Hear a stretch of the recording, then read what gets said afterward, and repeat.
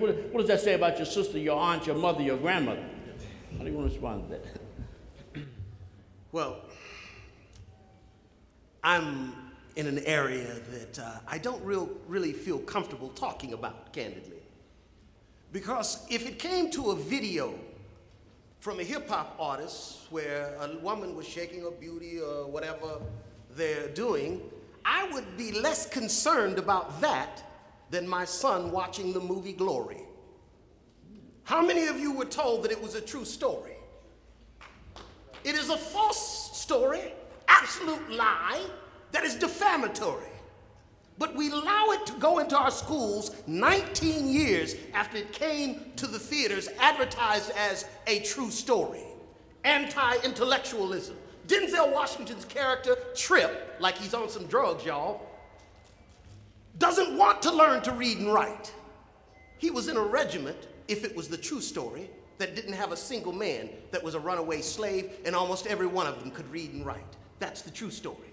That's the image I would want my child to see. So what we have to do is become more sophisticated.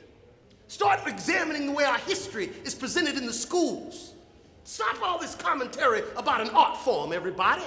Allow the art form to produce the beauty that it can produce, and let's move forward. But let's move forward by telling our history honestly.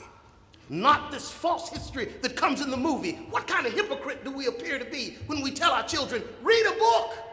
Now watch Glory, it's a true story. So we have a lot of work to do, but it's in the area of history. And hip-hop artists have been calling us on this. They've been asking the questions. What's the truth? They've been doing the research. If a young man, a young woman watches the movie Glory in your classroom, then goes to look at Robert Goushaw's actual letters, he thinks you're not very bright. Why? Because it's so different from the truth. So we are going to have to deal with this. And I see as a member of the civil rights generation a responsibility for correcting the inaccuracies in history so that our hip-hop artists are better armed. Can I answer the question about what can we do now? If we pay attention, if we look through all the bling, we look through the bright lights and the money that's happening in the videos, our students are concerned with things, our young people are concerned with three major things that they aren't being taught in school, all right? Business, sex, and being a revolutionary. All right, there's no classes in high school and middle school about owning your own business. The rappers talk about being self-employed all day, owning your own record label or selling crack. One way or the other, I'm not working for the man. I'm gonna get a job. I'm gonna work 25 hours a day for myself. If we can start incorporating information about business in school and promoting artists who promote a different side of business other than the crack dealing side of business, that would affect the young people immediately. The music that I do, I go into Oak Hill, I go into some of the baddest high schools in the city, and when I talk about my struggle as an independent businessman, they're riveted because it's what they want to know about. The next thing is sex. We don't want to talk about sex, especially in the black community, but everyone's talking about it except for the parents. And unless we give them an accurate description of what sex is, they're going to learn everything they know from the music videos and the radio. And this means being real too, being real about, I mean, it's to the point where, of course, you know, with young people, with elementary and middle school kids, we don't even want to use the proper name for sexual body parts and stuff like that. And they just learn about it from whispering in the hallways and listening to the latest Soulja Boy song. We got to have correct information about sex and sexuality incorporated into our schools and incorporated into the music that the young people listen to because they internalize it and they memorize it. And the other thing is about being a revolutionary. All these young people really want to do is be a badass, all right?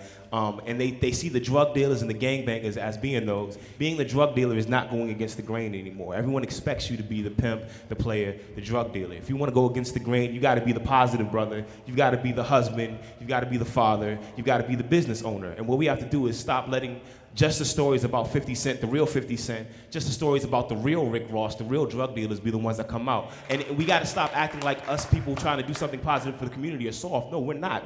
This is the hard work right here. And if we find a way to portray those images in the culture that the young people are already familiar with, they will gravitate to it because they're already interested in that kind of stuff.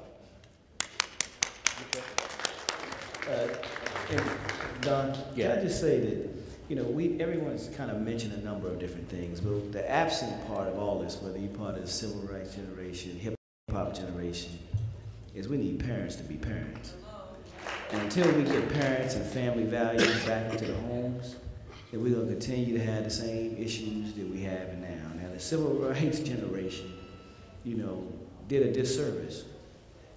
To a certain degree, they've done so much to let me and provide me to be what I am today. But on the other side, they left something called family values, hard work, community commitment. You don't even see that.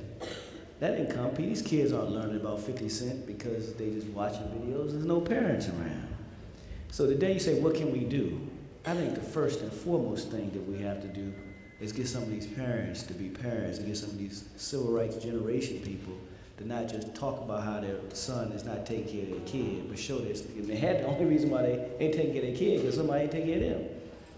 So when you go into the homes, of whether you're Latino or African American or whatever, where you see strong family values is where you don't see some of this foolishness that you continue to see on TV or what's going on in the streets. You got these kids, hip-hop generation, some of us, we just don't love ourselves. And we don't love ourselves because just the civil rights generation ain't love us.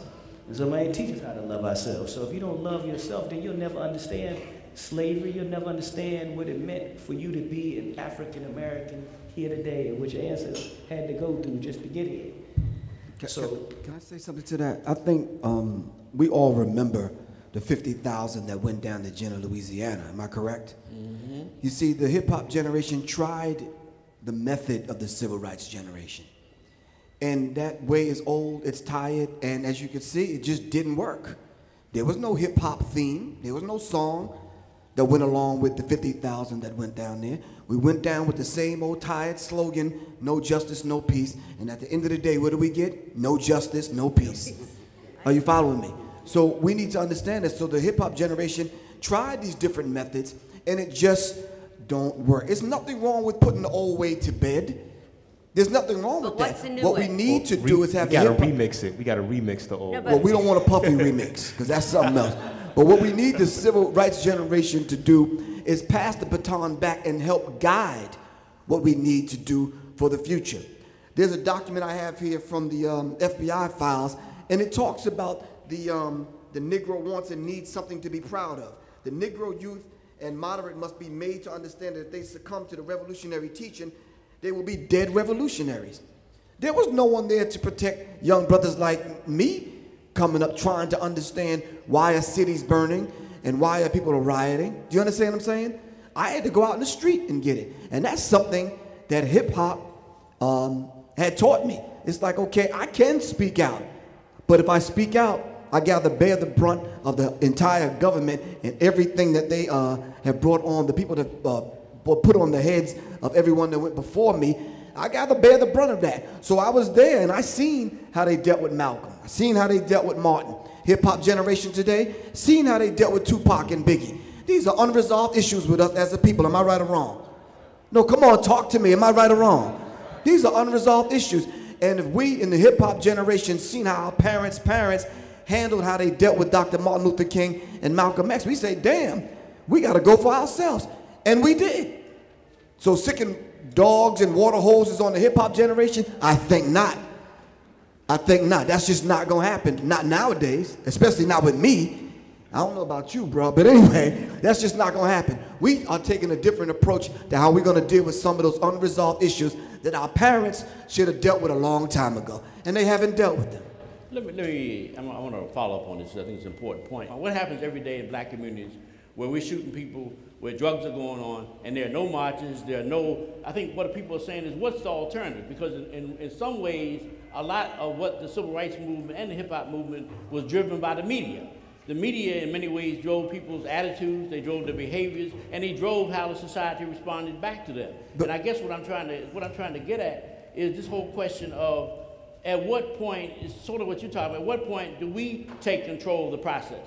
Because I would argue is that the only time black people get mad is when white people are involved. But you got to understand, some revolution is not an event. It's a process. Oh, I agree with, yeah. So if it's a process, then we have to understand the process. And if we went through the process and through the era of the civil rights movement, we have to take the best of what they left us to deal with and build upon that. But who gave us the script? When hip-hop began, there was no script.